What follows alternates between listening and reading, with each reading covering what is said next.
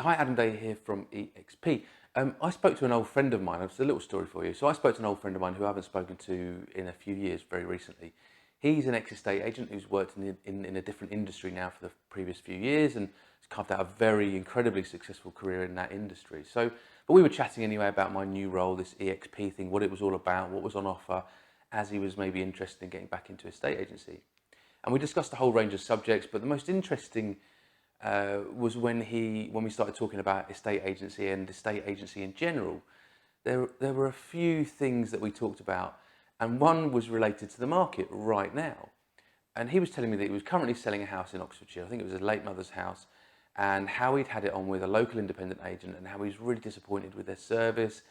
And at the end of the sole agency contract, he decided to go on with a larger regional agent, and it turned out that he was also terribly disappointed with their service. When I quizzed him as to what the main issue was, it was simply communication. What he couldn't understand was why he has a login for every other product or service he's registered with, where he can see stats, figures, whether something's in stock, delivery status, and everything in between. Yet when selling his house, he didn't even have a login with just some basic stats on visits, clicks, and his links to Rightmove.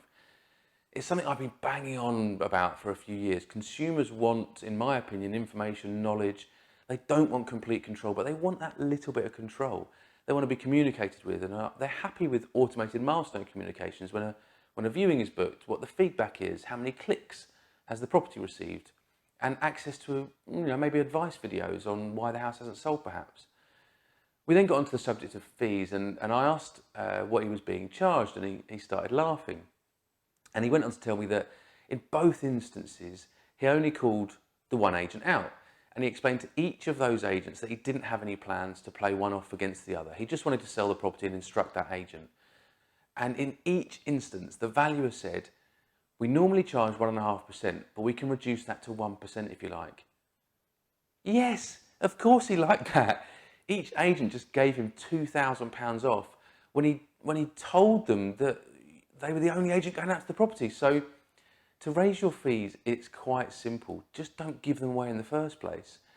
In the next video, I'm going to talk about why I think agents and valuers specifically are just giving away their fee, and why working as an agent with the EXP, you won't give away your fee and you'll be earning 70% of the one that you charge.